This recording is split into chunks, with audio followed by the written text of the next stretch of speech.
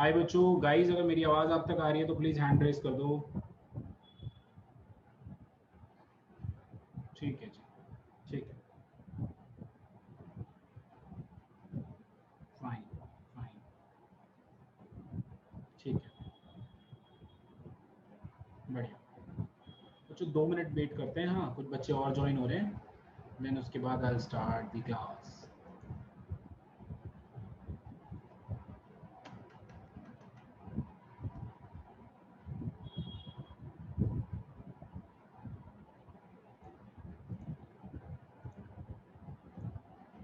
ठीक है,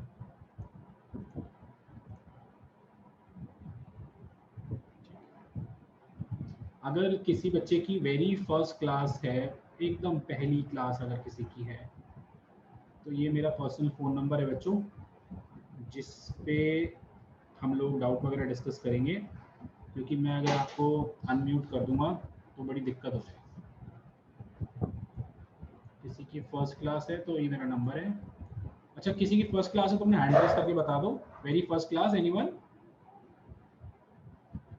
अरे इतने सारों की, अमाया, रघविंद्र, इन सब की नई क्लास है बस। Okay okay, fine. मतलब अभी तक आप लोगों ने कोई भी डाउट क्लास नहीं ली, मतलब कोई भी ट्रायल क्लास नहीं ली है, फाइन।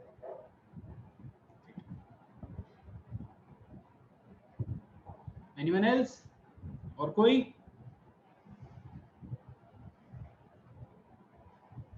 ठीक है, अच्छा 2 मिनट रुक जाओ बस, हाँ। Student are still joining. किसी को कुछ पूछना हो, कुछ भी कहना चाहता हो, मेरे नंबर पे व्हाट्सअप कर सकता है, मेरा फ़ोन मेरे पास है, मैं व्हाट्सअप पर रिप्लाई करूँगा।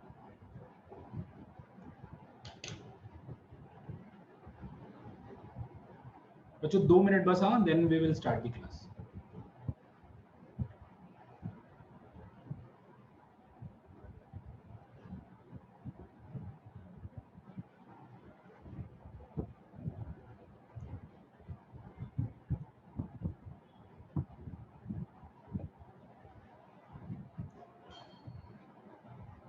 और कोई किसी की वेरी फर्स्ट क्लास है जिसने अभी तक एक भी ट्रायल ना लिया हो, हैंड रेस कर दें।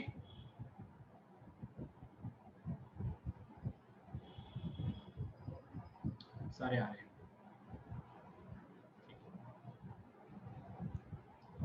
गुड। सी करके कोई नाम है बट नाम नहीं पता। ठीक है बच्चों,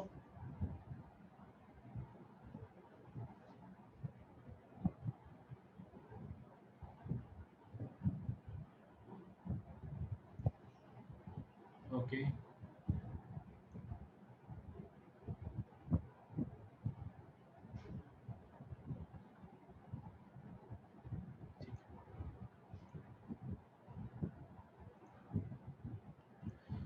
सो गाइज, वैसे मैं काफ़ी बच्चे जो पहले से पढ़ रहे हैं, ट्रायल क्लासेस में आ रही हैं, today is the last trial class. अब इसके बाद कोई लाइव ट्रायल क्लास नहीं मिलेगी। अब किसी को कोई भी ट्रायल देखना होगा, वो व्हाट्सअप करके हमसे रिकॉर्डेड लेक्चर 2-3 मांग सकता है, जो भी हमने ट्रायल में पढ़ाया है। अब इसके बाद कोई लाइव ट्रायल क्लास नहीं होगी, बिकॉज हमने जितने सारे बच्चों के एडमिशन अभी तक लिए हैं, हमें उनके साथ अपनी normal classes, live classes start करनी है। सो अब नेक्स्ट वीक से हम उनके साथ क्लासेस स्टार्ट कर देंगे, पहली बात, जिसमें हम उन्हें कंसेप्ट, बुकलेट वगैरह सब कुछ वो हम बता चुके हैं। बाकी इसके अलावा और किसी को इन्फॉर्मेशन पर्सनल लेनी होगी, मेरा पर्सनल नंबर है वहाँ पे, आप देख सकते हैं। सो आज की क्लास, जैसा कि आप लोगों को स्क्रीन पे नज़र आ रहा है, entrance examination for MA economics 2012। मैंने सोचा कोई कंसेप्ट तुम लोगों को पढ़ाऊँ, बट ऑब्वियसली कंसेप्ट सारे के सारे ग्रेजुएशन वाले हैं। हाँ, उनको एक नेक्स्ट लेवल पे लेके जाना होता है, ठीक है। नेक्स्ट लेवल तक जाने के लिए थोड़ा समय लग जाता है, 2 घंटे, 3 घंटे, 4 घंटे, ठीक है। बिकॉज पढ़ाना, फिर बहुत सारे ऑब्जेक्टिव लेवल क्वेश्चंस कराना, ठीक है। एक सेकंड, एक बच्चा कुछ कहना चाहता है। Pattern of DSC exam like question duration marks. हाँ खुशी, अभी बताता हूँ सब कुछ, हाँ, एवरीथिंग अच्छे से समझाऊंगा सब कुछ। तो आज की क्लास में मैंने एक ऐसा पेपर उठाया है, ठीक है, 2012 का, जो कि रिसेंटली अभी आप इकोनोमेट्रिक्स पढ़ के बैठे हो, आई होप सो पढ़ के बैठे हो। स्टैटिस्टिक्स है, मैथ्स के काफ़ी अच्छे लेवल के सवाल आपको मिलेंगे। बेसिकली मैं आपको बताना चाहता हूँ, पढ़ी हुई चीज़ों को एडवांस लेवल पे जाके एग्जामिनर किस तरीके के सवाल आपसे पूछता है, किस तरीके से आप प्रोसीड करोगे। कुछ बच्चे बोलते हैं सर ये पेपर देख के लगता है कि सिर्फ ग्रेजुएशन रिवाइज कर ली तो काम हो जाएगा। ये पूरा पेपर देख के आपको नहीं लगेगा, ठीक है। अगर आपको एक्चुअली में पूरा टेस्ट जानना है तो मैं वैसे भी पुराने पेपर इतने जो मैंने अभी आज आपको करा रहा हूँ तो लाइव क्लास में करा रहा हूँ।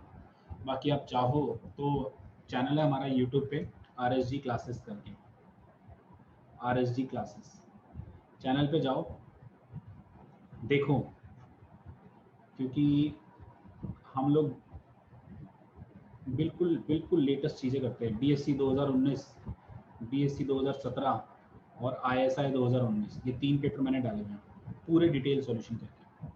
तुम्हें लेवल पता लग जाएगा पेपर्स का, अच्छा खासा लेवल पता लग जाएगा, और तैयारी भी फिर हम उस तरीके से कराते हैं, ठीक है। किसी ने देखे ये वाले पेपर अभी तक? जैसे मैंने बोला था पिछली क्लास में, एनीवन मुझे व्हाट्सअप कर सकता है कोई? कोई नहीं, किसी ने नहीं देखे, वेरी गुड। आयुषी ने देखे, गुड आयुषी, ठीक है। तो आयुषी आसान लगे या डिफिकल्ट लगे?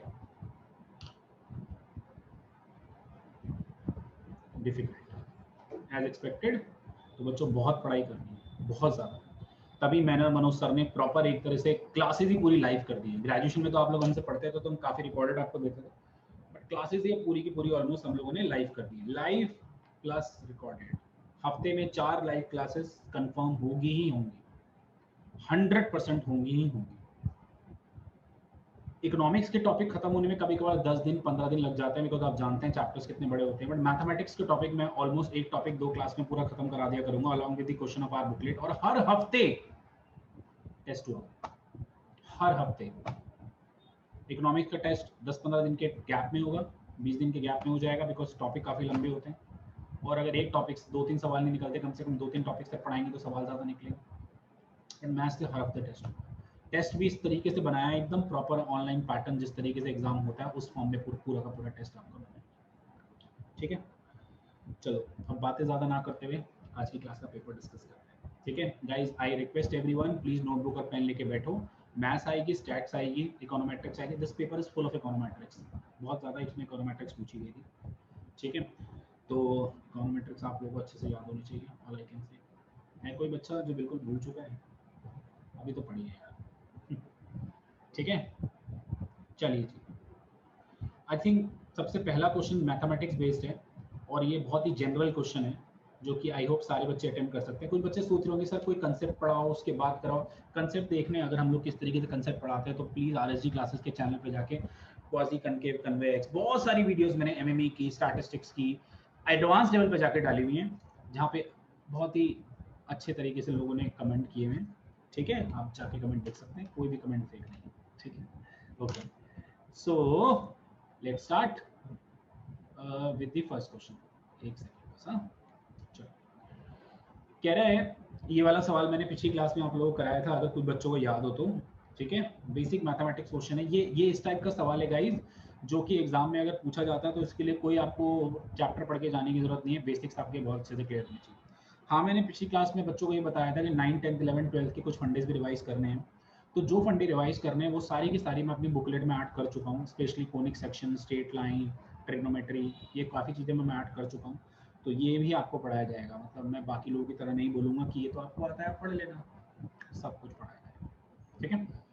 चलिए जी, मैं चाहता हूँ प्लीज़ सारे बच्चे एक्टिव रहेंगे क्लास में मेरे साथ, और मैंने व्हाट्सअप नंबर दोबारा मैं यहाँ पे लिख देता हूँ अपना, जो आंसर जिससे बच्चों, अगर मैं बोलता हूँ आप लोग खुद बताओ तो मुझे व्हाट्सएप पे लिखेंगे कि आपका आंसर क्या आ रहा है, ठीक है।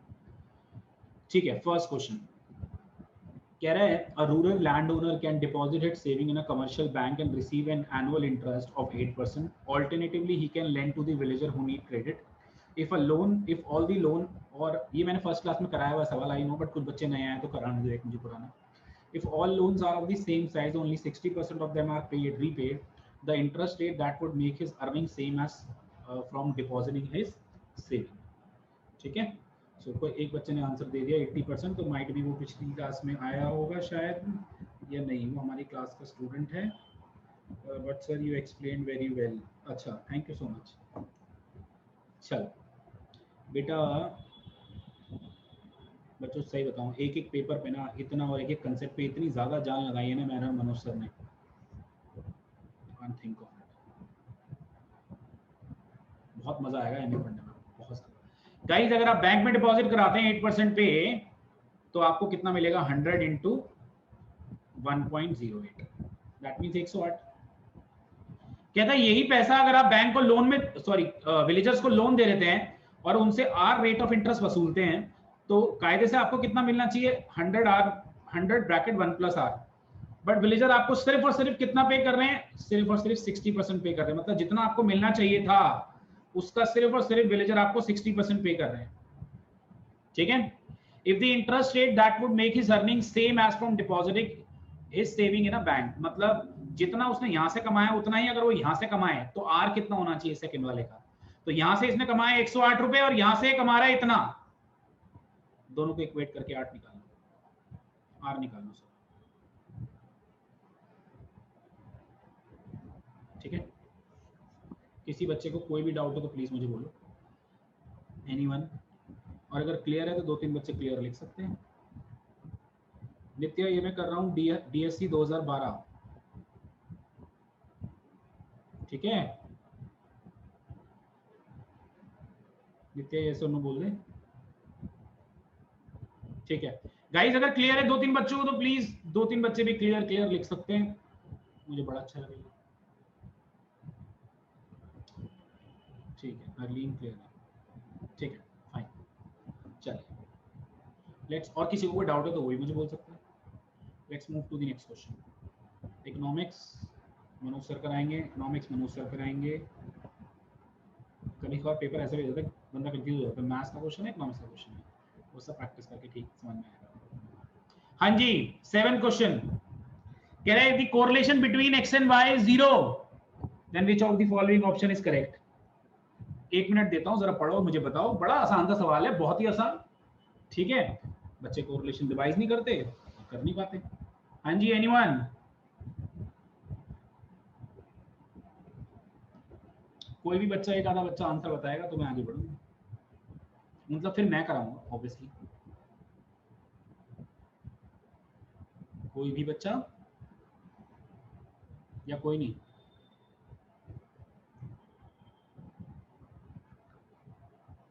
Regression of y on x and x on y intersect at the right angle, A या C? अच्छा A या C, but do not pass through x bar and y bar। ठीक है, anyone else? ठीक है बच्चों ध्यान से देखो, मैं पहला ऑप्शन देखता हूँ, ठीक है? कह रहा है रिग्रेशन ऑफ ऑप्शन सी रूपम। चल रूपम मैं ए और सी दोनों पोस्टमार्टम कर लेता हूँ, ध्यान से देख लो। The regression of y on x and x on y intersect at right angle। अच्छा जरा सपोज करो y on x की लाइन है और x on y की लाइन है। Let us suppose y on x की लाइन है अल्फा प्लस बीटा x और x on y की लाइन है मान लो a प्लस बी वाई। ठीक है?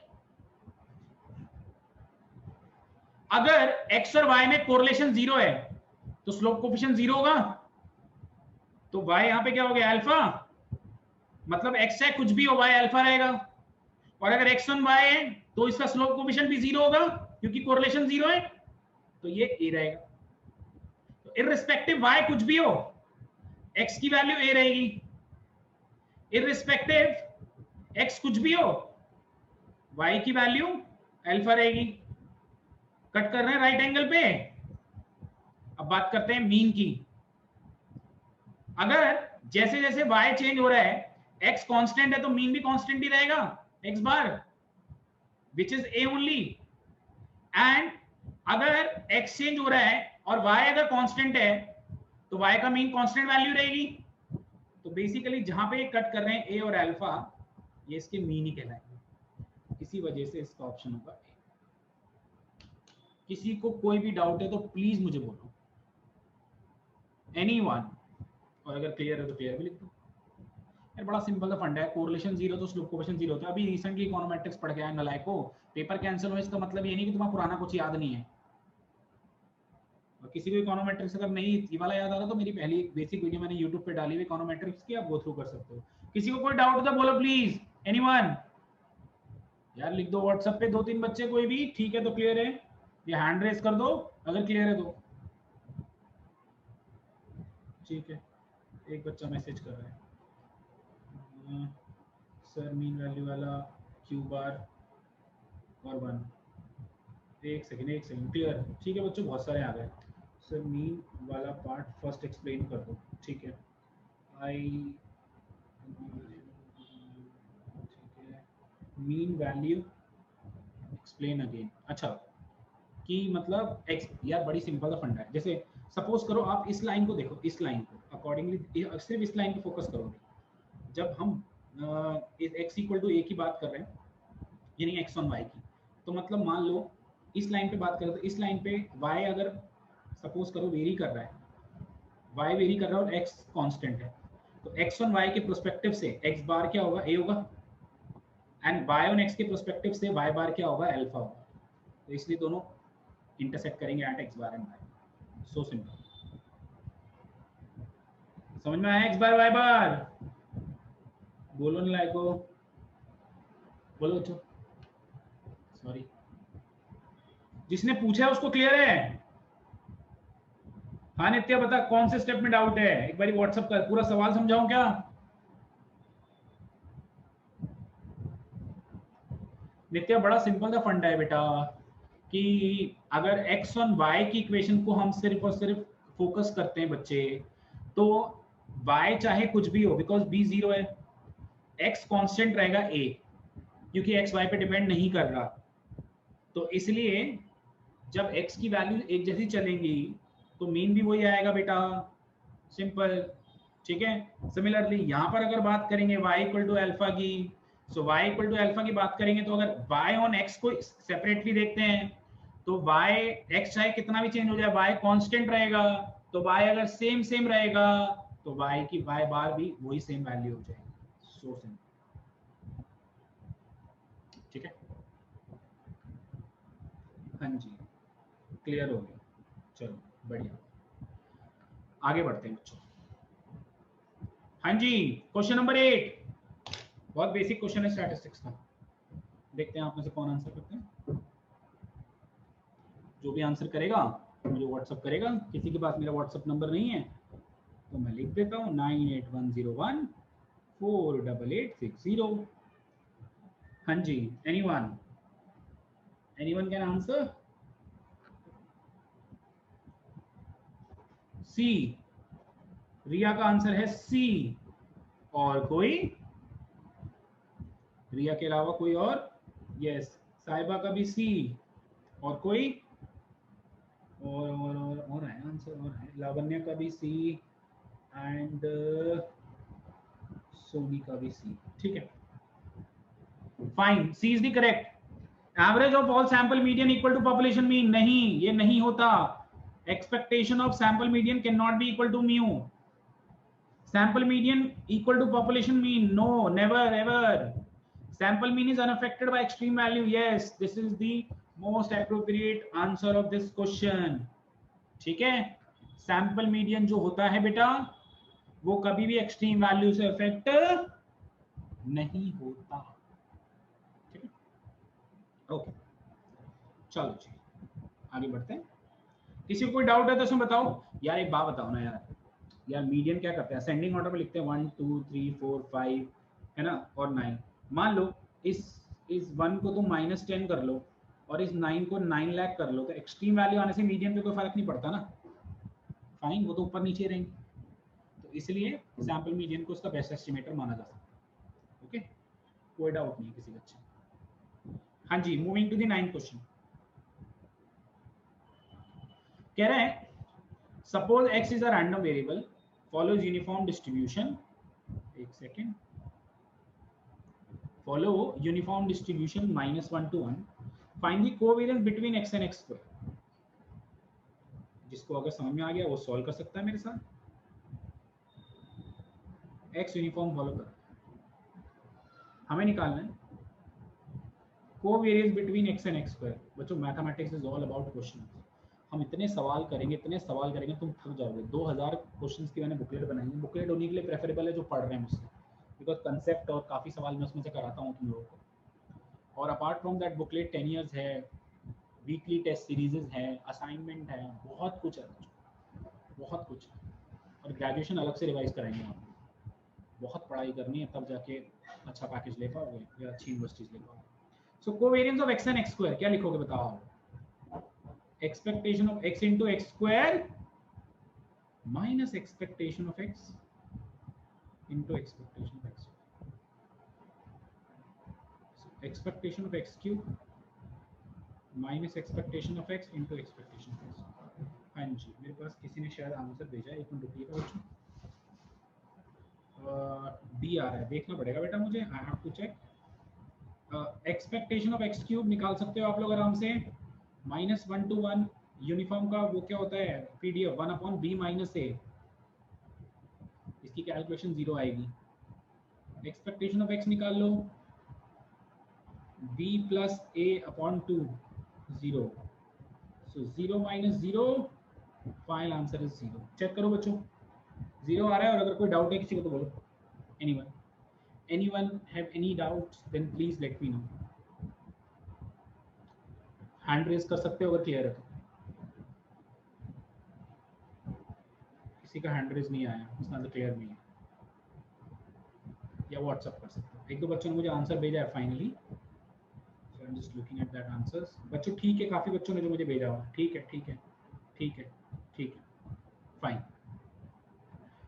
किसी को कोई भी डाउट हो तो प्लीज बोलो इसमें, प्लीज एक्सप्लेन अगेन सर। खुशी बहुत आसान है बेटा, एक्स कोवेरिएंस x और x स्क्वायर निकालना है, फॉर्मूला होता है expectation of x into x square minus expectation of x into expectation of x square. ये x क्यूब हो गया, then expectation of x cube क्या होता है -1 to 1 1/b minus a dx, 0 आ गया। एक्सपेक्टेशन ऑफ x होता है b plus a by 2, 0 put कर दिया बेटा। Sir how did expectation of x minus x square become e of x square? नहीं माइनस नहीं है बाबू, मल्टीप्लाई है, मल्टीप्लाई है, ठीक है। आस्था क्लियर है? एक्सपेक्टेशन ऑफ x क्यूब कैसे निकाला? किसी का भी एक्सपेक्टेशन निकालते हैं तो कैसे निकालते हैं? -1 to 1, जो भी जिसका भी एक्सपेक्टेशन निकालना है वो इनटू में पीडीएफ। अच्छा ये मैंने मिस्टेक कर दी, यहाँ पे बोला भी नहीं आप लोगों ने, x क्यूब dx, सॉरी ये 0 आएगा। I forgot to write x cube है, मैंने डायरेक्ट 0 से लिख दिया क्योंकि जब सेम -1 से 1 अपर लिमिट जाती है ना तो आपका आंसर 0 ही आता है हमेशा। बेटा ऐसे आ जाएगा 1/2 x क्यूब का डेरिवेटिव हो जाएगा, इंटीग्रेशन हो जाएगा x 4/4 -1 to 1। आई थिंक ये छोटी गलती के लिए मुझे आप थोड़ी सी माफ़ी दे सकते हो। 8 1 -1 0 ऐसे आया बेटा, ठीक है रूपल बोल। y हाफ, ओहो यूनिफॉर्म का पीडीएफ क्या होता है 1/b minus a, that's y half, ठीक है।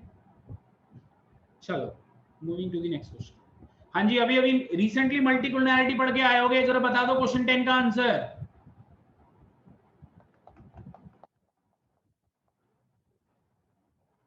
एनीवन? कौन सा इंडिकेटर नहीं है मल्टीकुलरिटी का इन ऑप्शंस में से?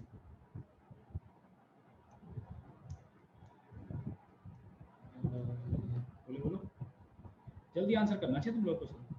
यस वेरी गुड, एक बच्चे का सही आंसर आया। बच्चों ए सी और डी, पता है इनमें तो मुझे पढ़ाने की भी तुम्हें जरूरत नहीं है, मल्टीकुलरिटी पढ़ा हुआ है, देख लो यूट्यूब पे मैंने अपलोड भी किया मल्टीकुलरिटी का वीडियो। बस वो चैप्टर अगर याद है, उसके सारे के सारे जो बेसिकली डिटेक्शन होती है मल्टीकुलरिटी की, रेमेडियल मेजर होते हैं मल्टीकुलरिटी को, वो याद है, आंसर दे सकते हो। ए सी और डी तीनों के तीनों मल्टीकुलरिटी के पार्ट हैं, बी नहीं है क्योंकि मल्टीकुलरिटी से कोफिशिएंट अनबाइज्ड ही रहते हैं, बाइजनेस पे कोई फर्क नहीं पड़ता कोफिशिएंट। आई होप क्लियर हुआ काफी बच्चों, ठीक है। चलो थोड़ा आगे जाते हैं, ये तो बड़ा आसान सा सवाल है, कोई दिक्कत नहीं है। हाँ जी 12th question, anyone? This is also easy.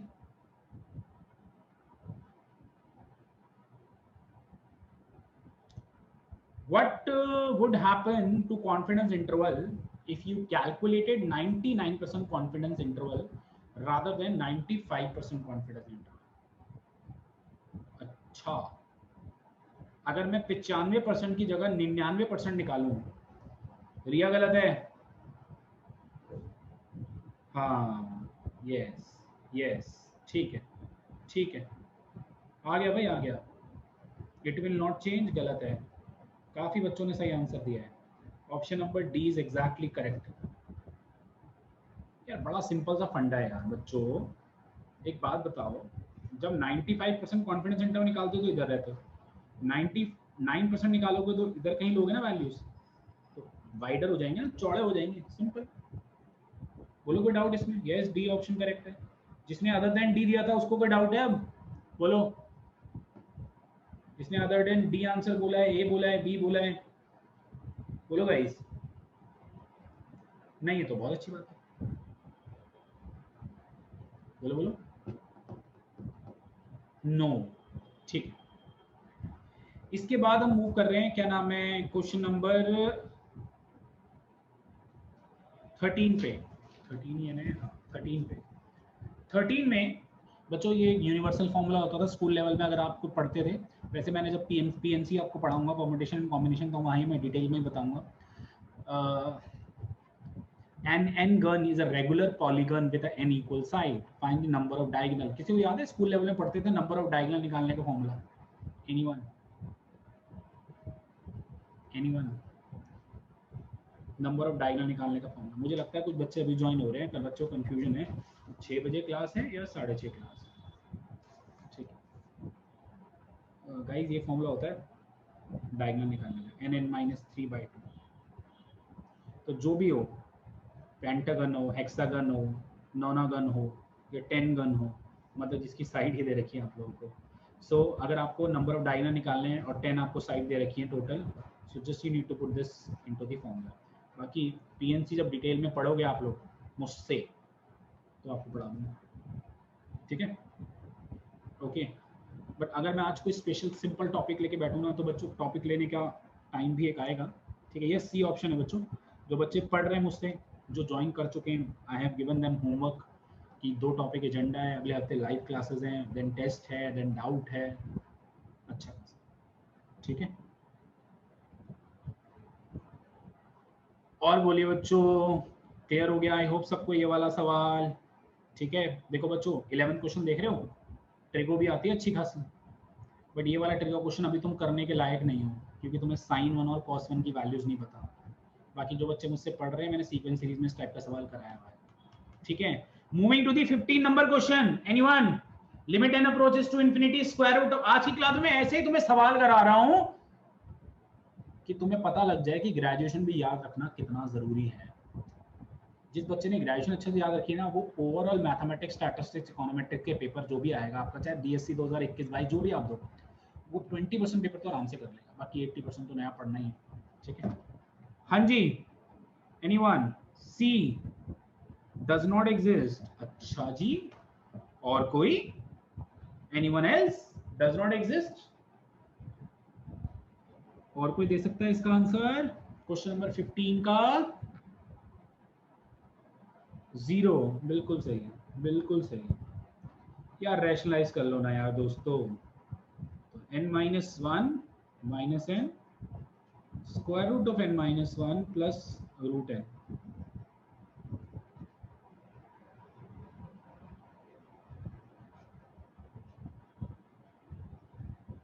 ठीक है,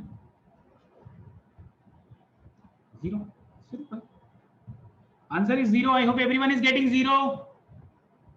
sir we can also differentiate and then calculate. How Ayushi?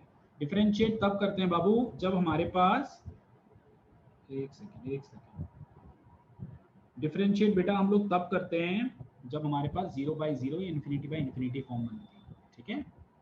This is infinity minus infinity form, ठीक है बच्चों। अगर कुछ बच्चों को भी क्लियर है तो हैंड रेस कर दो यार, या व्हाट्सएप पे लिख दो,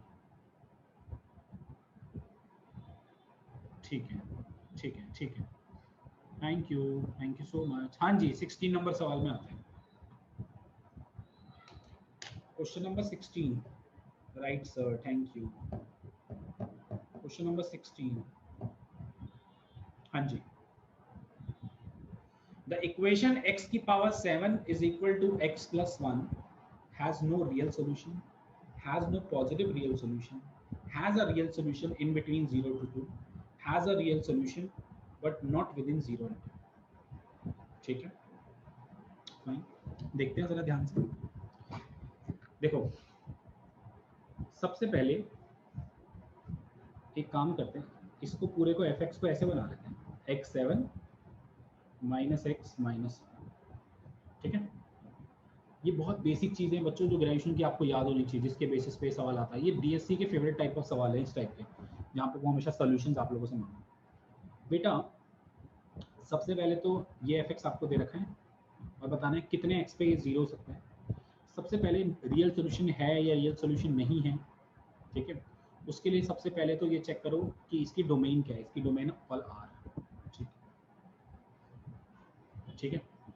उसके बाद ये चेक करो क्या ये फंक्शन स्ट्रिक्टली इंक्रीजिंग या स्ट्रिक्टली डिक्रीजिंग है या नहीं है।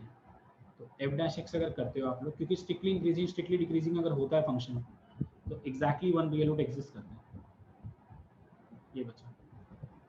तो इस आर में ये पॉजिटिव भी आ सकता है, नेगेटिव भी आ सकता है।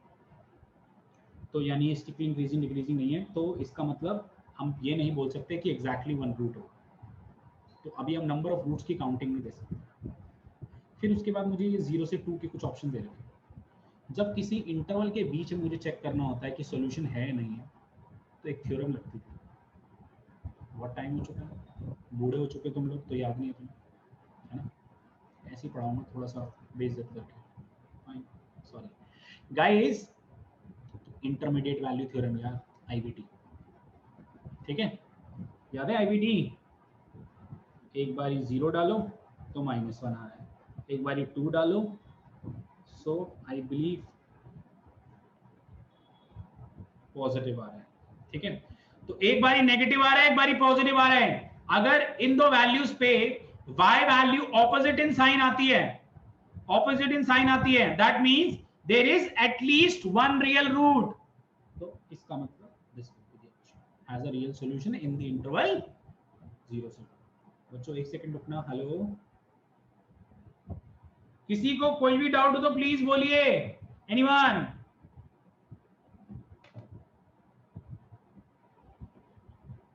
बच्चों किसी को छोटा सा भी डाउट तो प्लीज बोलिए, अगर नहीं है तो वो भी बता दीजिए, सो दैट मैं आगे बढ़ जाऊं अगले भयानक से सवाल की तरफ। अच्छा हैंड रेस कर दो अगर क्लियर है तो, क्लियर, ठीक है, ठीक है, ठीक है। Sir why did we use IVT? Because अगर किसी इंटरवल के बीच में हमसे पूछता है कि रूट्स एग्जिस्ट करेंगे या नहीं करेंगे, तो हमेशा आईवीटी यूज करें, ठीक है। बहुत अच्छे लेवल ऑफ सवाल क्वेश्चन हैं आईवीटी के 2017 में, 16 में, आई थिंक 17 से 19 में मैंने कराया हुआ एक आधा सवाल था, ठीक है, आईवीटी।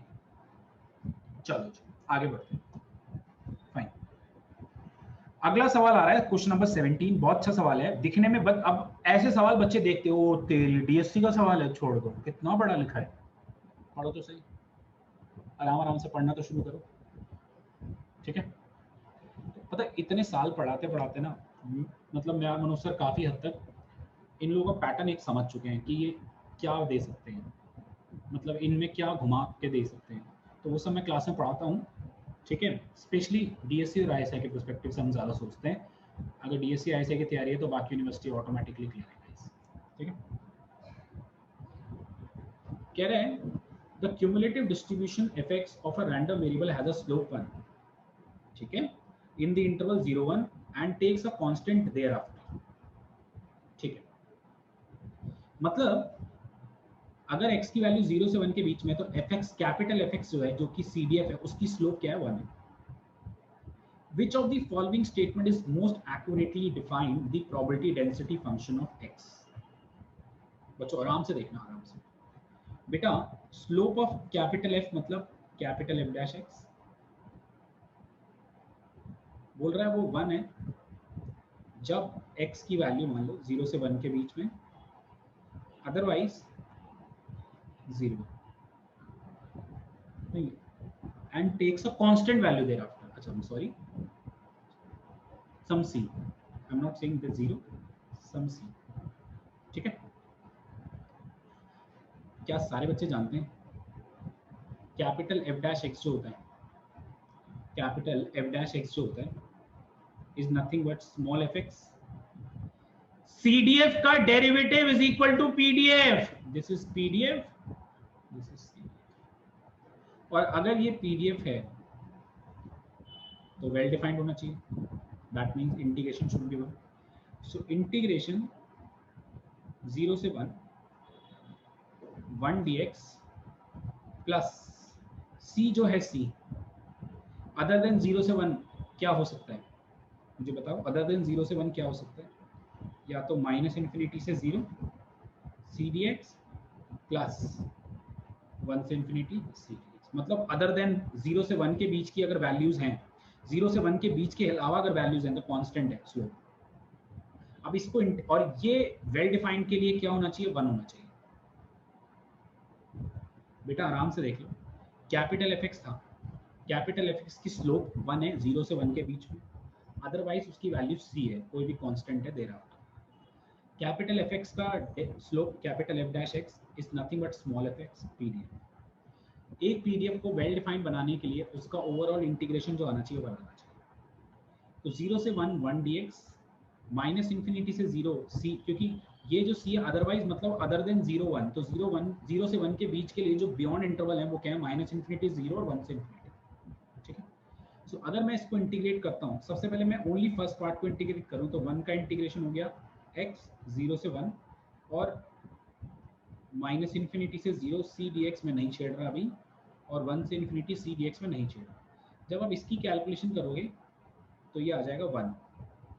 ठीक है, एक सेकेंड, ये आ जाएगा 1 प्लस इज इक्वल टू 1। तो इन दैट केस अगर मैं बात करूं इस c की, अगर यहाँ पर कोई दो टर्म आ गई, ठीक है, यहाँ पे कोई दो टर्म आ गई तो 1 के साथ मिलके 1 नहीं बन पाएगा माइंड में। तो इसलिए बेस्ट ऑप्शन क्या होगा? अगर ये c की वैल्यू 0 हो जाए तो इंटीग्रल भी 0 आएंगे, तो मेरा वेल डिफाइंड मैच करेगा। इसीलिए जो इसका मोस्ट अप्रोप्रिएट ऑप्शन है, जो कि बेसिकली मैंने यहाँ पे लिया है, that is option number b. It is 1, PDF is 1 in the interval 0 1 and 0 for all higher values of x। अब इन्होंने हायर वैल्यूज ही लिए हैं बेसिकली x की, कोई दिक्कत नहीं, for all values of x भी वर्ड यूज कर सकते हैं, कोई दिक्कत नहीं। बोलो गाइस, किसी को कोई भी डाउट हो तो? एनीवन? बच्चों किसी को कोई भी डाउट हो तो बताओ प्लीज, व्हाट्सएप करो मुझे, बिकॉज क्वेश्चन बड़ा अच्छा था ये। Clear clear. लास्ट स्टेप यही था कि c जब 0 होगा बेटा तभी तो इंटीग्रल में लेफ्ट वाला 1 बराबर वाले राइट के 1 से मैच करेगा, तभी तो वेल डिफाइंड PDF बन पाएगा वो। ठीक है, और किसी को कोई डाउट तो आगे बढ़े, नहीं है तो बहुत अच्छी बात है, हैंड रेस कर सकते हैं अगर कोई डाउट नहीं है तो। लाइव क्लासेस जब होंगी ना तब तुम लोगों को वीडियो भी ऑन करवानी पड़ेगी और बोलना ही पड़ेगा। लाइव क्लास मतलब जो मेरे रजिस्टर्ड स्टूडेंट है, ताकि तुम बोलो भी और देखो भी तुम लोग कैसे पढ़ रहे हैं। हाँ जी, पिछला क्वेश्चन सेट्स का था, आसान था सीरियसली, उसको अगर आके मैं तुम्हारा मोटिवेशन अप नहीं करना चाहता कि DSC बहुत आसान है। ठीक है, ओके ओके ओके, ये सब इकोनॉमिक्स है, बढ़िया लेवल के इकोनॉमिक्स है, बढ़िया लेवल। ठीक है, मैं सिर्फ नए बच्चों को यही बता रहा हूँ कि हाउ आर पैटर्न, हम लोग कंसेप्ट किस तरीके से पढ़ाएंगे वो आप देख सकते हैं हमारे चैनल। पेपर्स कराएंगे सारे के सारे फ्रॉम 2004 टिल 2020 टिल 2021 एक्चुअली, क्योंकि तब तक 2021 का पेपर लेके चलेगा। लेटेस्ट पेपर मैंने सॉल्व करके यूट्यूब पे डाले हैं, वहाँ से आपको पता लग जाएगा कैसे डालें। ठीक है, ओके, एंड सिलेबस तो बहुत ज़्यादा ही है गाइस। 31 अभी अभी पढ़ के आए हो, अभी अभी रिसेंटली इकोनोमेट्रिक्स पढ़ के आए हो तो प्लीज आंसर दे सकते हो। एनीवन? आराम से पढ़ लो। Consider the following model, model दे रखा है, रिग्रेशन थ्रू ओरिजिन मॉडल है। Which of the following statement is not true? R square from this regression can be large even x and y have a low correlation. Least square residual need not to be 0. The mean square error is this and the least square estimator formula is this. हाँ जी, anyone? Can help me out in this? कोई भी बच्चा? Option B बेटा बोल रहा है कौन सी statement true नहीं है? Option a we can't think r square, option a, option b आसपास चुल्लू भर पानी है सबके, डूब जाओ उसमें जाके। Option D is exactly the correct option. Yes, option D is exactly the correct option. But in this case we can't find r square. I know बेटा, तभी तो उसने r square वर्ड यूज किया है। कोरिलेशन चाहे छोटा भी हो तो भी r square कैसा भी अकर कर सकता है रिग्रेशन थ्रू ओरिजिन में। बेटा रिग्रेशन थ्रू ओरिजिन में स्लोप कोएफिशिएंट का फॉर्मूला क्या होता है? Summation x y on summation capital x square. ठीक है, बेसिकली ये ट्रू नहीं है, सिंपल। क्लियर है सबको अच्छे से? क्लियर है तो यस बोलो, अदरवाइज नो बोलो। ठीक है, यस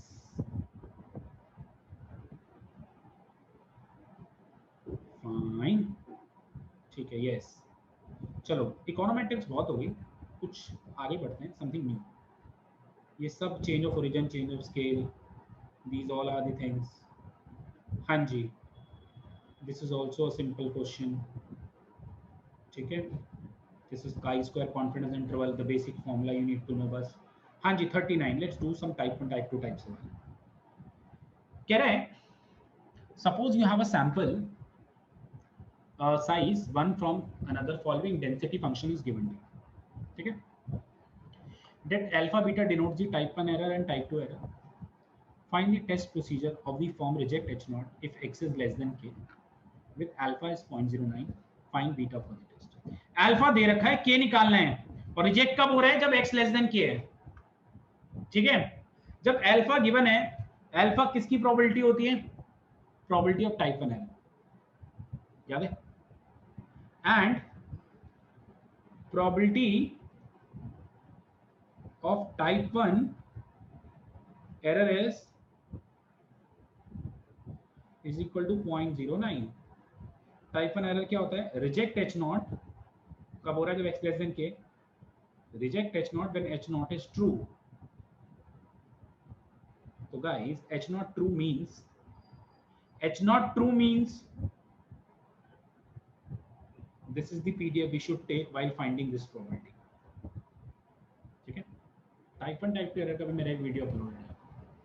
ठीक है, आप देख सकते हो। बाकी एमए वालों को तो काफी हद तक अब लाइव ही पढ़ाने का।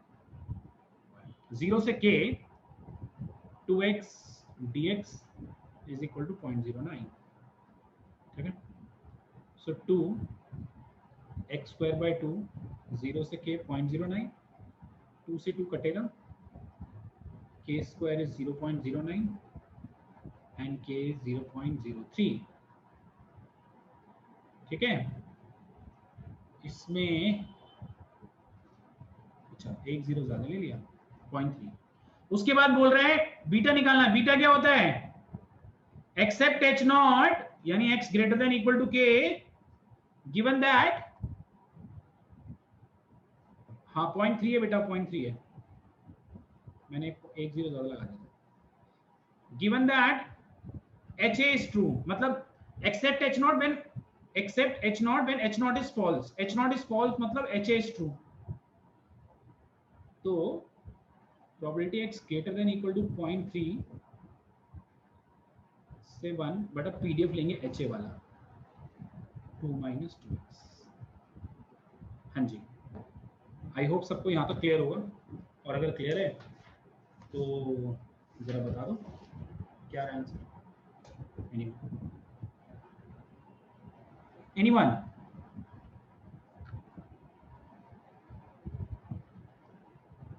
इंटीग्रेशन याद है या नहीं? x minus x square by 2 कर लेना पुट, आराम से आ जाएगा आंसर।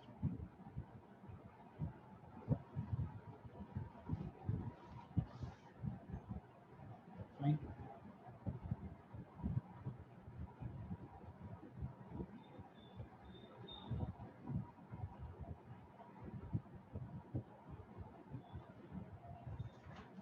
ओके आगे बढ़ते हैं।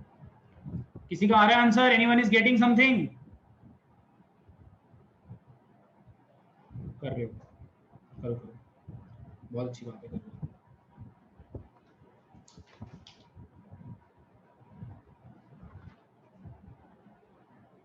कोई नहीं, फटाफट हाथ चलना चाहिए पेपर में।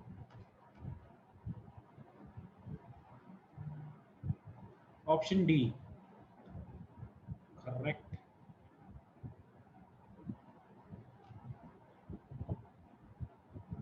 ठीक है, ऑप्शन डी इज करेक्ट। ठीक है बेटा, अब जिसका नहीं आ रहा वो ऑप्शन डी पे लगा रहे हैं। ठीक है, फाइन, ठीक है, चलो जी आगे बढ़ते हैं। बेटा ये आसान है, ये भी आसान है। हाँ जी, 43 is a good question. Anyone? आराम से पढ़ो। An experiment has 10 equally likely outcome. Let A and B be non-empty events of the experiment. If A consists of 4 outcomes, then number of outcome B must have so that A and B are independent. B में कितने outcome हो so that A और B independent बन पाए। ठीक है, देखो बच्चों ध्यान से। हाँ जी, सी ऑप्शन सरासर गलत जवाब। डायरेक्ट आंसर नहीं दे जाएगा बेटा, थोड़ा सा मैं इसको एक्सप्लेन करता हूँ। बेटा मान लो 10 इक्वली लाइकली आउटकम है, ठीक है, ए में जो है और बी में नॉन एम्प्टी इवेंट्स हैं। ए में भी कुछ इवेंट, ए में 4 इवेंट है और बी में बताने कितने इवेंट होने चाहिए सो दैट ए और बी इंडिपेंडेंट हो। अच्छा, अगर टोटल इवेंट 4 है, टोटल इवेंट 10 है और ए के जो इवेंट हैं वो 4 है, एक प्रोबेबिलिटी से चलो पढ़ते हैं। प्रोबेबिलिटी ऑफ ए क्या होगी? 4/10 होगी। ठीक है, अच्छा सारे इवेंट इक्वली लाइकली मतलब 1/10 सबकी प्रोबेबिलिटी। एक काम करते हैं, ऑप्शन वाइज चलते हैं। Let's move to the first option. पहला ऑप्शन है कि बी के इवेंट कितने हैं? 4 है, तो प्रोबेबिलिटी ऑफ बी क्या होगी? 4/10। और अगर इंडिपेंडेंट है तो इंटरसेक्शन की प्रोबेबिलिटी क्या होगी? 4/10 इंटू 4/10 16/100। मेरी ना बात ध्यान से सुनना, ध्यान से।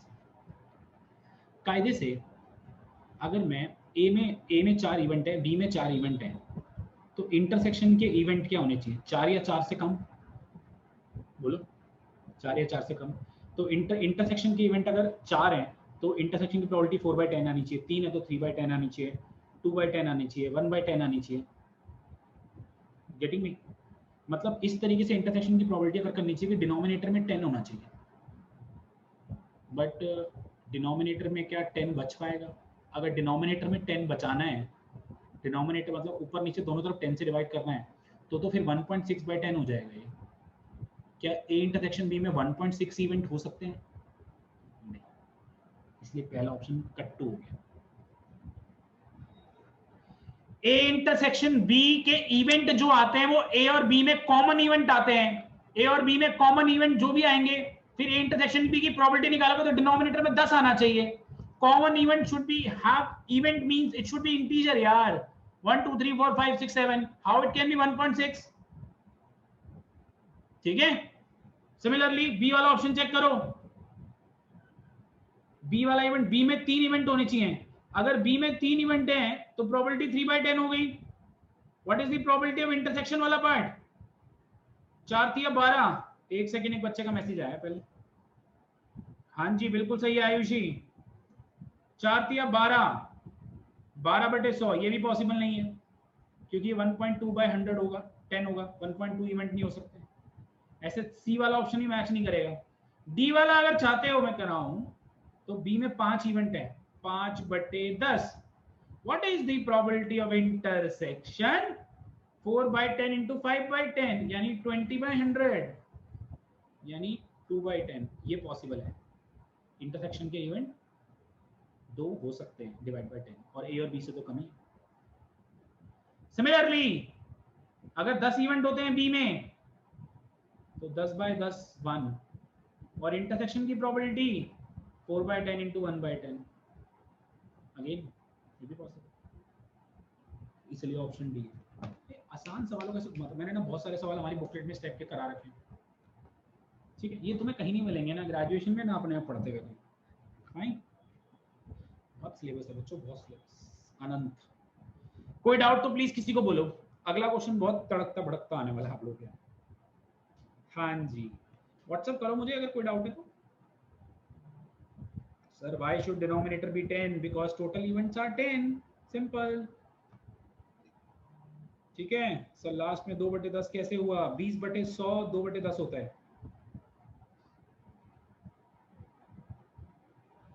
ना, बोलो बोलो कुछ जो बच्चों, एक दो बच्चे जरा कुछ लिखना चाह रहे। सर 20/100 कैसे हुआ, इंटरसेक्शन है, इंडिपेंडेंट है ना, इसलिए मल्टीप्लिकेशन, ठीक है रूपल, अच्छा हाँ ठीक है बच्चों। Next question is amazing, amazing question, mix of mathematics, statistics, probability distribution.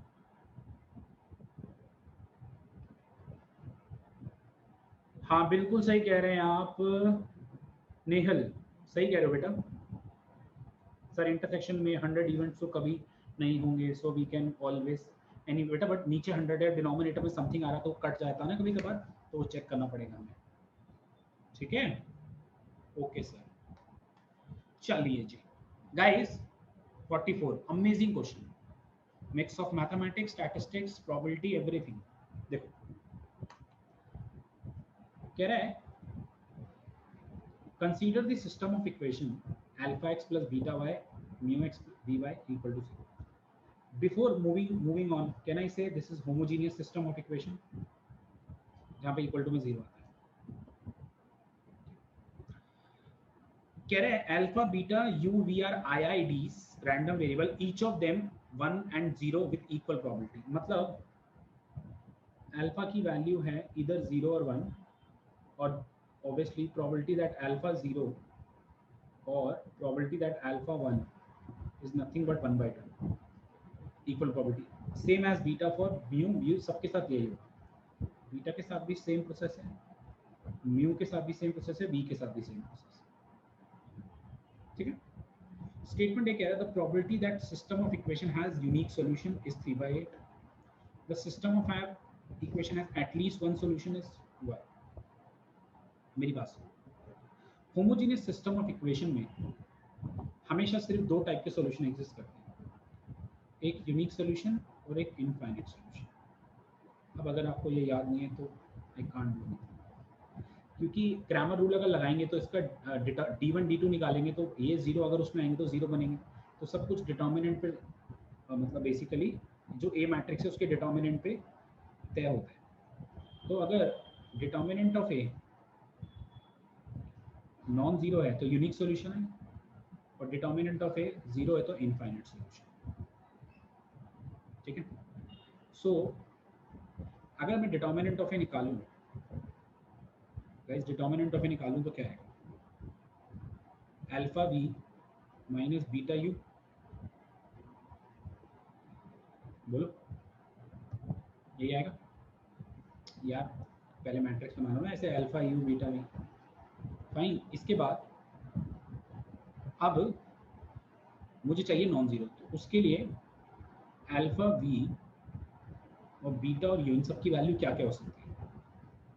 अगर ये दोनों 1 1 है तो ये 0 होंगे, तो इसका आंसर नॉन जीरो आएगा। अगर ये दोनों 1 1 है तो ये 1 0 भी हो सकता है, अगर ये 1 1 है तो ये 0 1 भी हो सकता है। मतलब आप ना ये पॉसिबिलिटी यहाँ डाल के देखो, आंसर नॉन जीरो मिलेगा यार। 1 × 1 1 और इसको 0 बना लो तो non zero minus 0 is non zero. Similarly vice versa कर लो, इसको 0 ले लो, इसको 1 1 ले लो, इसको 0 1 ले लो, इसको 1 1 ले लो, इसको 1 0 ले लो, इसको 1 1 ले लो। So these are the possible cases जहाँ पे अल्फा म्यू बीटा वी अगर ये होंगे तो मेरा डिटर्मिनेंट नॉन जीरो आएगा, यूनिक सॉल्यूशन मिलेगा। अब इनके होने की प्रोबेबिलिटी क्या है, वन की प्रोबेबिलिटी क्या है, वन की प्रोबेबिलिटी क्या है, जीरो की प्रोबेबिलिटी क्या है, जीरो की प्रोबेबिलिटी क्या है, हाफ हाफ है सब। IIDs हैं, इंडिपेंडेंट एंड आइडेंटिकली। तो अल्फा वन हो, वी वन हो, बीटा बीटा जीरो हो, म्यू जीरो हो, ये सारे साथ में आए तो इंडिपेंडेंट प्रोबेबिलिटी कैसे निकलती है, मल्टीप्लाई करके। So half into half into half into, सब जगह यही चलेगा, इधर भी यही, इधर भी यही, इधर भी यही, इधर भी यही। सो एक तरीके से 1/2 की पावर 4 इंटू 6 होगी, क्योंकि 6 बार आया ना, इस वजह से 6 केस बने। तो 6/16 that means 3/8। Statement a is correct. Statement b कहता है the probability that system of equation has at least one solution. इसने मोर देन वन सॉल्यूशन नहीं बोला, एटलीस्ट वन सॉल्यूशन, मतलब यूनिक सॉल्यूशन भी आएगा और इनफाइनाइट भी आएगा, मतलब डिटरमिनेंट जीरो भी होगा, नॉन जीरो भी होगा, मतलब ऑल पॉसिबल केसेस। अब सारे पॉसिबल केस लोगे तो प्रोबेबिलिटी क्या बनेगी, 1। स्टेटमेंट बी भी correct, both the statements are correct. चाहो तो डिटर्मिनेंट ऑफ ए का जीरो होने का केस भी बना लो, अल्फा बीटा यू वी सारे जीरो हो जाएं, ये 1 1 हो जाए और ये भी 1 1 हो जाए तो भी जीरो आ जाएगा। इस तरीके से केसेस बना लो, जो प्रोबेबिलिटी आएगी उसमें 3/8 ऐड कर देना, क्योंकि यूनिक सॉल्यूशन भी, मतलब एक सॉल्यूशन भी तो आता है ना एटलीस्ट वन में, वो बना जाएगा। कैसा लगा सर, अच्छा या बहुत बुरा, व्हाट्सएप पे बताओ।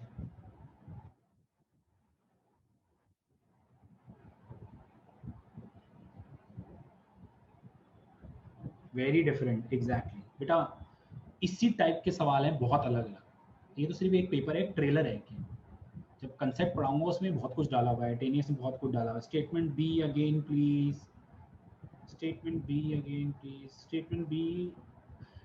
अच्छा, स्टेटमेंट बी में एटलीस्ट वन सॉल्यूशन मींस बेटा unique plus more than one solution.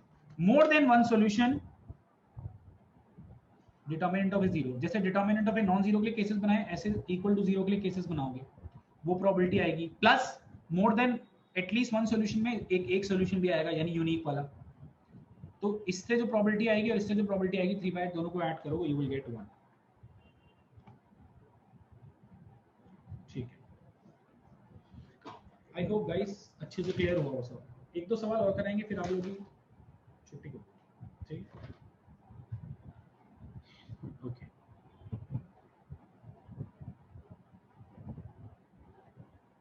अब क्वाजी कनकेव कन्वेक्स अगर याद हो तो ये वाला सवाल जरूर करना।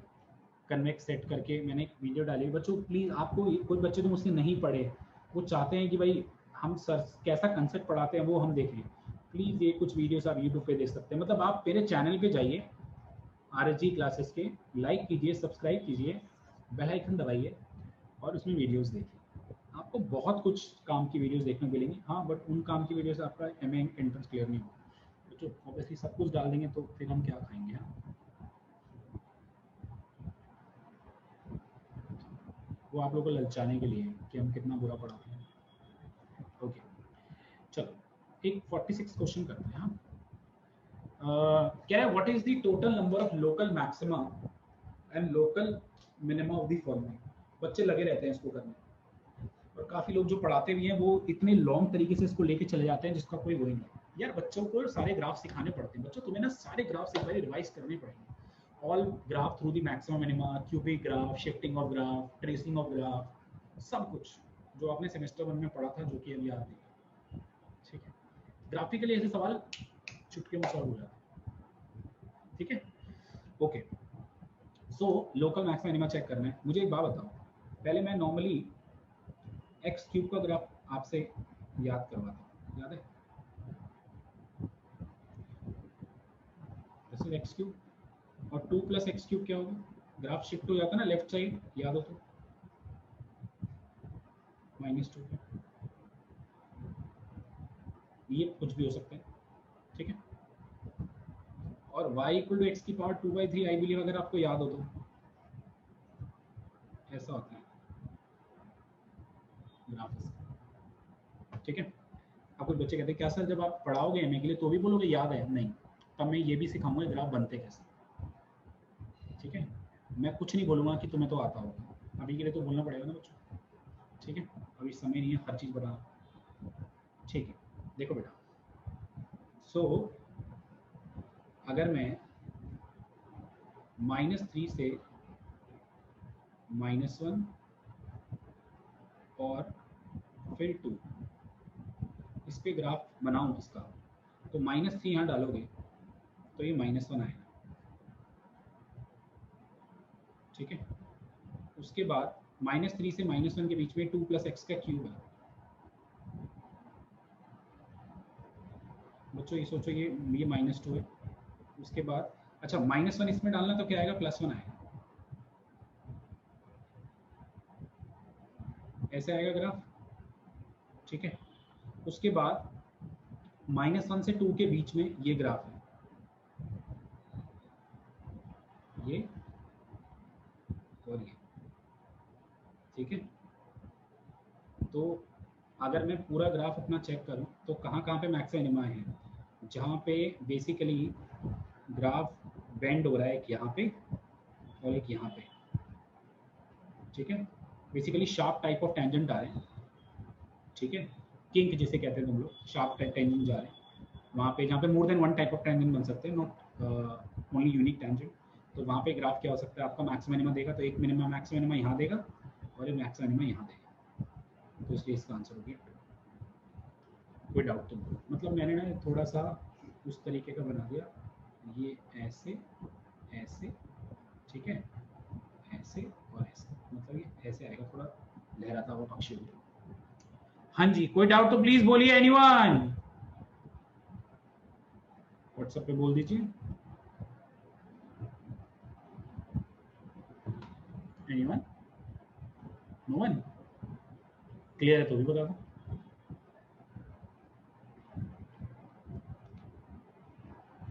ठीक है, कोई बच्चे कुछ लिख रहे हैं, एक सेकंड बच्चों।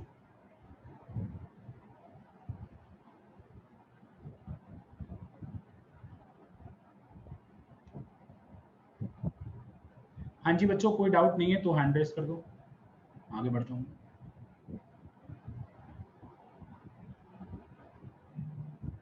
Sir, why did you make up the curve with pointed maxima?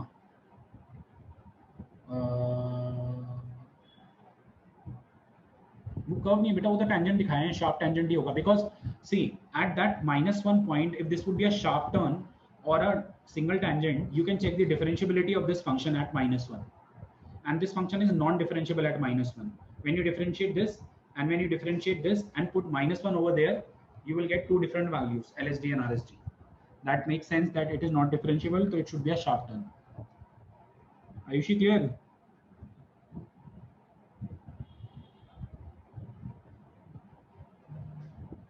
Got it, sir. Thank you. Okay. 47. Anyone? 47. Suppose fx is twice differentiable and strictly concave. gx ये दे रखा है, t approaches x and c plus t, c plus x, t minus x. इसको थोड़ा सा systematically ऐसे बना लेते हैं। जब भी ऐसे फर्स्ट प्रिंसिपल टाइप होता है तो h की फॉर्म में बनाने के लिए t को ले लो x plus h, तो लिमिट h बिलोंग्स टू 0, जहां जहां पे t है वहां x plus h डाल दो।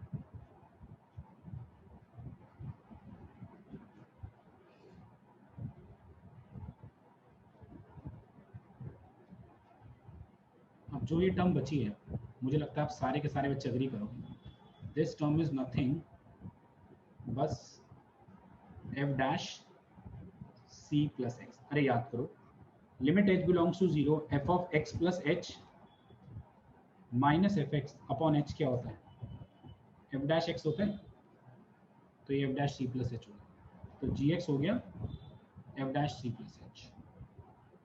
हमें चेक करना है डिक्रीजिंग इंक्रीजिंग है क्या, तो g डैश x निकालो, क्या आएगा, f double dash c plus x। f strictly concave है, यानी डबल डेरिवेटिव लेस देन 0 है, तो g डैश x भी लेस देन 0 हो गया, दैट मींस डिक्रीजिंग फंक्शन। बोलो कोई डाउट?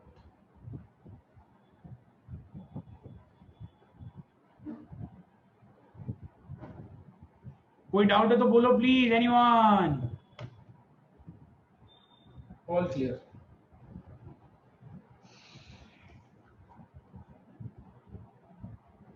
All clear? और कोई? अगर डाउट नहीं है बच्चों तो बहुत अच्छी बात है, क्लियर। सो एक दो बातें, अब इतने टाइम से ट्रायल चल रहे थे, काफ़ी ट्रायल हो चुके हैं, किसी को और हमारे ट्रायल देखने हो जिसने पिछली क्लास ट्रायल अटेंड ना किए हो, वो मुझे मेरे पर्सनल नंबर पे व्हाट्सअप करके उन ट्रायल के रिकॉर्डिंग हमसे मांग सकते हैं, पहली बात, ठीक है। अब क्लासेस फुल फ्लेज स्टार्ट हो चुकी हैं, बच्चों के अगले हफ्ते से लाइव सेशन शुरू हो जाएंगे। मैं जून जुलाई तक का ना मैं वेट कर रहा हूँ ना मनोज सर वेट कर रहे हैं, हम लोग क्लासेस स्टार्ट कर रहे हैं फुल मोड पे, ठीक है, एकदम एक्टिव मोड पे, इसी वीक से, जो कमिंग वीक आ रहा है, ठीक है। सो आप लोग जितना देर करोगे आप ही को परेशानी होगी, कुछ नहीं होगा, काफ़ी एक तरह से बैकलॉग आपका इकट्ठा हो जाएगा। Live classes, recorded lecture, doubt session, ये हमारा पूरा प्रोसेस चलने वाला है, and test series for sure, test series एकदम सिस्टमैटिक, ठीक है। जो बच्चा ज्वाइन करना चाहता है, ये मेरा पर्सनल नंबर है, मनोज सर का नंबर भी उसके पास है, वो मुझे प्लीज़ व्हाट्सअप कर सकता है। फी हमारी 45,000 है, पूरे एम इकोनॉमिक्स की, मटेरियल, बुकलेट, सब कुछ, everything is included in this. जो बच्चे एक साथ पे नहीं कर सकते, they can make two installment and उसके अकॉर्डिंगली पे कर सकते हैं। और वैसे अगर किसी बच्चे को इशू तो मुझसे पर्सनली बात भी कर सकता है, ठीक है, मेरे पर्सनल नंबर पे, ठीक है। तो अब कोई लाइव क्लास फ्री नहीं होगी, अब जो भी होंगी पेड क्लासेस होंगी। कभी कभार बीच में एक आधा ट्रायल हो गया, एक महीने में एक दो बारी, वो एक अलग बात है, बट उससे सिलेबस नहीं होता, ठीक है। सो बच्चों, this is the whole process fine for our classes. इसके अलावा अगर आपको और भी कुछ पूछना हो तो मैं आप लोगों को अनम्यूट कर रहा हूँ, कोई भी डाउट हो मुझसे अभी बात कर सकते हो रिगार्डिंग दी क्लासेस, ठीक है। मैं आप लोगों को अनम्यूट कर रहा हूँ, एक सेकेंड। हाँ,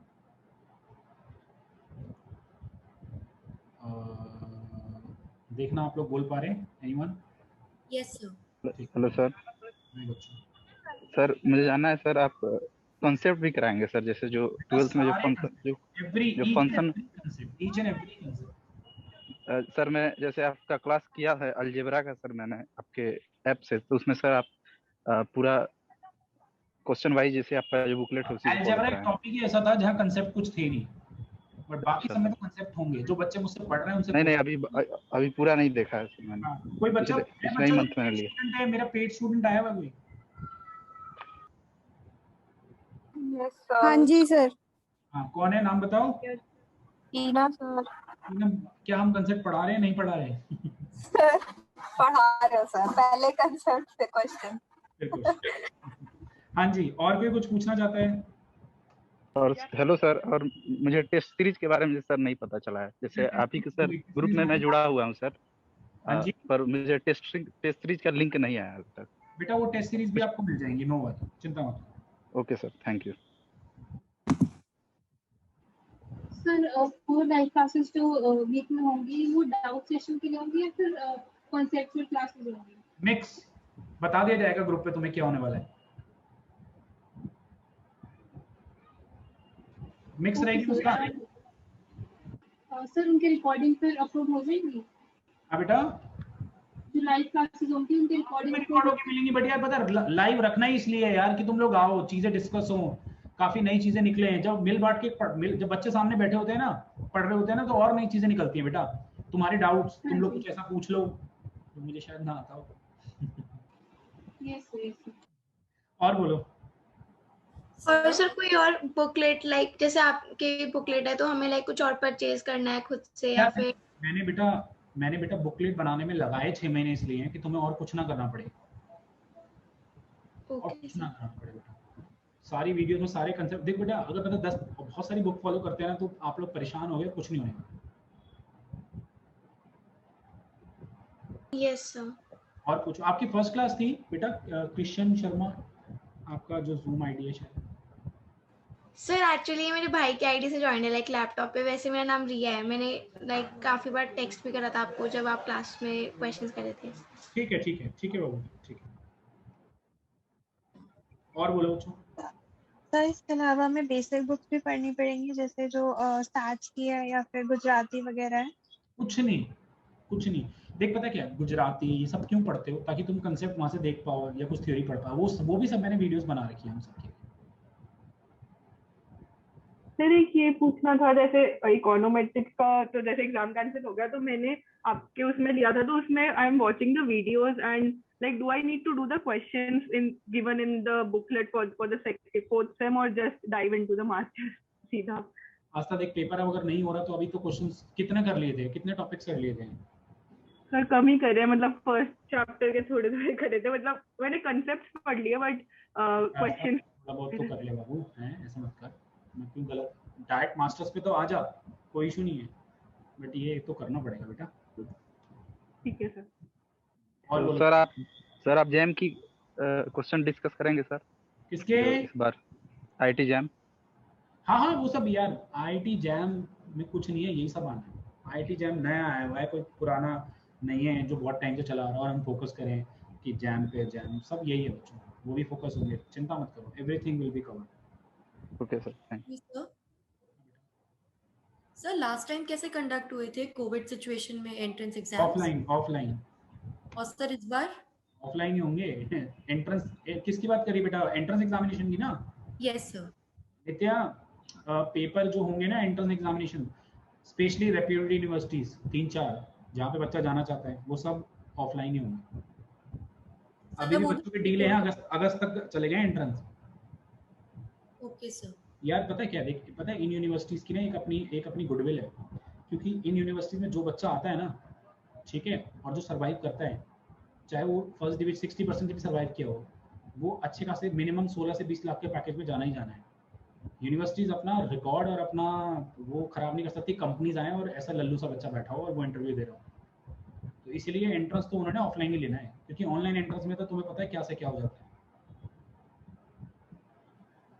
यस सर। बेटा और पूछ लो।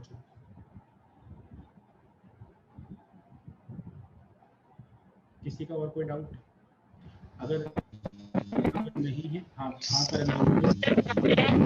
हेलो, हाँ जी सर, बुकलेट्स हमें सॉफ्ट कॉपी मिलेगी या हार्ड कॉपी? बेटा जो मैथ्स टैक्स एंड इकोट्रिक्स की बुक होगी वो हार्ड कॉपी मिलेगी, माइक्रो के लिए सॉफ्ट कॉपी। सर लेने आना पड़ेगा या आप घर डिलीवर? आप कहाँ रहते हो? साउथ दिल्ली। साउथ दिल्ली, अगर साउथ दिल्ली में तो फिर ले लो ना, वरना ये है कि क्या नाम है, अगर दिल्ली से बाहर का स्पेशली पे बच्चा है, कितनी भी दूर का क्यों ना हो, कश्मीर, कन्याकुमारी, अंडमान निकोबार, कहीं का भी क्यों ना हो, घर को पहुंचाई जाएगी। पिछली बार भी हर एक बच्चे के घर को पहुंचाई थी हमने, पोस्ट करके। थोड़ा टाइम लगता है, हफ्ता 10 दिन। Okay sir. और किसी को कोई डाउट? कोई भी पर्सनली बात करना चाहता, मेरे फोन नंबर पे बात कर ले। फी पेमेंट के रिगार्डिंग कोई बात करना चाहता, फोन पे बात कर ले, मैं फी डिटेल भेज दूंगा, या मनोज सर ने किसी को भेज भी दिया। मनोज सर से बात करना चाहे मनोज सर से बात कर ले, ठीक है? Hello sir, good evening. हाँ विदेशी। Sir, I am not an economics student in a graduation, so what problems I can face? What you have done in your graduation level, मतलब क्या पढ़ा academic में? BCom sir, I have done BCom. BCom honors program? Which college? Sir, I am not from Delhi. You're from? Yes sir, I am from Kanpur. And have you studied mathematics in your academic level 11th-12th class में? Yes sir. Then you can, or economics 11th-12th में? Yes sir. Then you can go for it. आप कर सकते हो, कोई issue नहीं। Okay, and sir, the basics in graduation that I don't know, then what? Everything will be provided by us. Okay sir, thank you sir. Everything. Okay sir, thank you so much. और बोलो बच्चों, और कोई doubt नहीं है तो आपको फी detail मुझसे ले सकते हो, जिसको फी पेमेंट करनी है, एंड ही और she will get the classes. Recorded lecture तो तुरंत ही मिल जाएंगे, और लाइव क्लासेस का तो आपको पता ही, वीक में 4 दिन होंगे, ठीक है? So thank you so much for joining this trial class. अब कोई ट्रायल क्लास नहीं, अब सीधा रेगुलर क्लासेस, ठीक है? Thank you so much. और किसी को नहीं, बाय बाय।